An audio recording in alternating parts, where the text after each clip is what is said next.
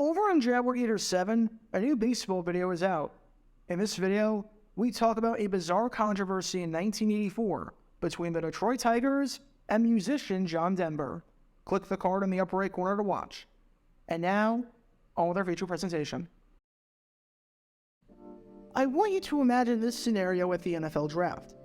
You're a player, and you just got drafted by a team, and you're all excited for obvious reasons. That team clearly has faith in you, and that team is going to let you fulfill your dream of becoming a professional football player. During the phone call, the team informs you how excited they are to have you, and how well you will fit in with the offense. And during the post-draft interview process, you talk about how excited you are to be there, how great of a fit this is for you, and how there's nowhere else in the world you want to play, considering the situation and the weapons around you. And then, not even one day later, that team trades you away, and doesn't even let you know firsthand that they dumped you. Something like that seems a bit odd and a bit off, don't you think? From the fact that they picked you and traded you, to the fact that they didn't even have the guts to let you know about the news, and you had to find out from an outside source, everything just feels really wrong about this scenario. Maybe in the NBA, something like this would happen, since you never really know who's going to what team during the draft, since trades don't become official until a few days later. But in the NFL, no way. Well, the player that you've been watching this whole time is Oakland Raiders wide receiver Mike Siani. And after he got drafted by the Raiders in the first round of the 1972 NFL Draft, something like this sort of happened. He got the good news, then he got the bad news, and then he got the absolutely confusing news that when you stop to think about it for more than 5 seconds, never seemed to make a whole lot of sense. And what followed was an absolutely bizarre drama that made Mike Siani's start in the Bay Area an extremely interesting one to say the least, and one that neither he nor the Raiders saw coming. Because this is the story behind Mike Siani, and one of the most confusing draft picks and sagas in the over 60-year history of the Raiders franchise. Before I talk about the actual controversy in question, we need some context to understand just who Mike Siani is, and why the Raiders wanted him in the first place. The year is 1972, and one of the hottest receivers to come out of the collegiate ranks is this guy right here, Mike Siani, who might be the greatest player in the history of the Villanova football program, and for good reason. There's a reason that he was part of the inaugural class of players to get inducted into the Villanova Wall of Fame, because he was doing stuff at Villanova that was almost unheard of. During the 1970 season, he had 74 receptions for 1,358 yards. Not only were both of those school records at the time, and not only are both totals still incredibly impressive, with the 74 receptions ranking 6th in school history, and the 1,358 yards ranking 2nd, but no one was even in the same stratosphere. No player prior to Siani even had 40 catches in a single season, and prior to Siani, the most receiving yards by any player was held by Tom Boyd, who had 572.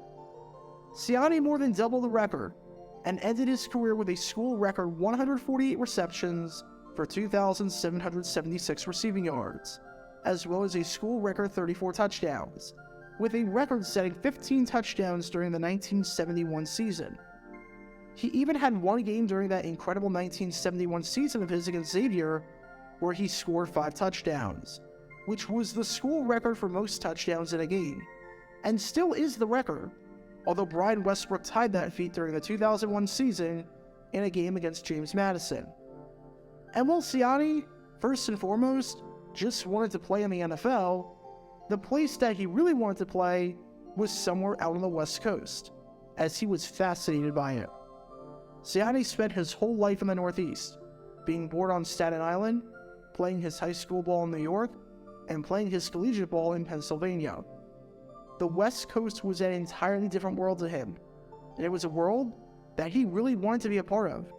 Said Siani, "I've had an obsession to play on the West Coast ever since I took a trip out there a year ago in 1971. I went to San Diego, San Francisco, and Oakland. I like the weather. I prefer to play in the warm weather." He then added, just to emphasize the point, "I had my heart set on going to a West Coast team." There were 4 teams out on the West Coast, with the San Diego Chargers, Oakland Raiders, Los Angeles Rams, and San Francisco 49ers meeting that criteria. And if he could go to either one of those 4, he would be thrilled, because that's where he wanted to start the next chapter of his life. The bad news for Siani was that the San Francisco 49ers, who expressed a ton of interest and seemed like they were going to be the ones to pick Siani in the first round, opted to go in a different direction by instead taking Auburn wide receiver Terry Beasley and making him the second wideout taken in the class, with the first being Ahmad Rashad, who went 4th overall to the St. Louis Cardinals. He wanted to be a first-round pick, but the Chargers didn't have a pick, the Rams didn't have a pick, and the Niners used their pick on a different receiver. The good news, though, was that there was one team left in play, the Oakland Raiders. And the Raiders were severely, and I truly mean severely, lacking at the wide receiver position. Sure, they had Hall of Famer Fred Biletnikoff, who was a Pro Bowler and was coming off of his 3rd All-Star nomination in a row, and was coming off of the best year of his career, where he led the NFL with 61 receptions and finished 3rd with 929 receiving yards and 2nd with 9 receiving touchdowns. He was probably the best receiver in football at the time. Other than Biletnikoff, though, when it came to wide receivers, absolutely nothing. 3 other receivers caught a pass for the Raiders in 1971. They were Rod Sherman, who had 12 catches for 187 yards, Drew Bowie, who had 5 catches for 133 yards, and Eldridge Zickey, who had 4 catches for 78 yards and was no longer on the team. In other words, the non-Biletnikoff receivers combined to have 21 catches for 398 yards, which is not going to get it done at all. If you could pair another receiver with Biletnikoff and have a true 1-2 punch there, now you're talking. That was their number 1 goal in the draft. It might be why with their first 16 picks, they spent 4 of them, or 25%, on wide receivers. And the man they chose first? None other than Villanova wideout Mike Siani. He was a bit stunned that the Raiders chose him, seeing as they didn't express too much interest outside of having him run the 40-yard dash literally the day before the draft. But the surprise of the pick didn't diminish Siani's excitement whatsoever. He was thrilled to be in Oakland, because it was a match made in heaven. He could play on the West Coast, get some playing time right away, and go to a winning organization. Said Siani on getting drafted by the Raiders, they have Fred Biletnikoff for 1 wide receiver spot, and Raymond Chester at tight end. Rod Sherman's around too, but Warren Walls is on probation and can't play, and they traded Eldridge Dickey, so the other spot is open the way I see it.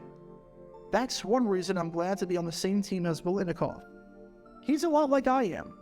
I'm not that fast, and neither is he, but he knows how to get free. I'm sure he can teach me a lot. So when Siani got the call and heard the news after he went to class that morning, he was on cloud 9. And then, that all changed. Because the next morning, he found out that he had been traded to the Buffalo Bills. The whole thing about playing for a West Coast team? Completely gone. He was staying in the Northeast. The whole thing about playing for a contender? Completely gone. He was playing for a team that was 1-13 last season, had the number 1 pick in the draft, and had won just 9 games over the past 4 seasons combined. The whole thing about learning under the best receiver in football in Fred Biletnikoff? Completely gone. He'd have to learn from guys like Haven Moses and another former first-round pick in J.D. Hill, who you can learn more about by clicking the card in the upper right corner. Siani was on cloud 9 for less than 24 hours, and then was angry, and understandably so. How could the Raiders draft me and then trade me right away? Better yet, how could they not even have the decency to tell me firsthand? He had to find out from a note given to him from someone telling him to call a Philadelphia newsman to discuss the trade, his reaction to it, and the terms of the deal. At least if you're going to deliver the news, have the guts to tell him directly. So Siani decided not to do any of that. and decided not to call up that phone number and talk to the Philadelphia newsman. Instead, he called up the Raiders directly. When the Raiders got this phone call on the morning of February 2nd, they were still in the middle of drafted, so their lines were busy trying to contact other players to let them know that they had been drafted, to contact potential undrafted free agents for tryout purposes, and to contact other teams to talk trades, since the draft is, hands down, the busiest trade day of the year. It's not really a time for them to have to deal with phone calls from anyone not looking to discuss business. So the last thing the Raiders wanted to do was talk to Siani. Heck, they were super confused when they got the call, wondering if everything was okay. Then, Siani just started lashing out at the team, confused about the trade, and wondering why they traded him and couldn't tell him directly. And all Oakland officials could do was sit there just as confused as Siani. Because when Siani was done complaining, the Raiders said, wait a second, time out. What are you talking about? We didn't trade you. That's right. Whoever gave Siani the note was either completely misinformed or was playing a cruel joke on him, a la the situation with wide receiver Randy Burke a few drafts later, which you can learn more about by clicking the card in the upper right corner. There was no trade. There was no talks whatsoever with Buffalo. Siani was a Raider. Why the heck would we trade you right away after drafting you? We need a wide receiver badly, so why would we take you to then trade you away? If the Bills wanted you, they either would have taken you with their first round pick, or they would have traded up out of the second round to get you. But no, we weren't going to do this. Not at all. As publicist Tom Grimes told Siani over the phone, somebody probably is pulling your leg. And with that, the Mike Siani era in Oakland was off to quite the interesting start, to say the least. As for how Siani would play in Oakland, the good news for the Raiders was that they found that receiver to pair alongside Biletnikoff, and found the guy that would truly take Oakland's passing game to the next level. The bad news for Siani was that it wasn't him. It was their fourth round pick from that same draft, the legendary Hall of Fame wideout Cliff Branch, who you can learn more about by clicking the card in the upper right corner, and who might have been the best wideout of the entire 1970s.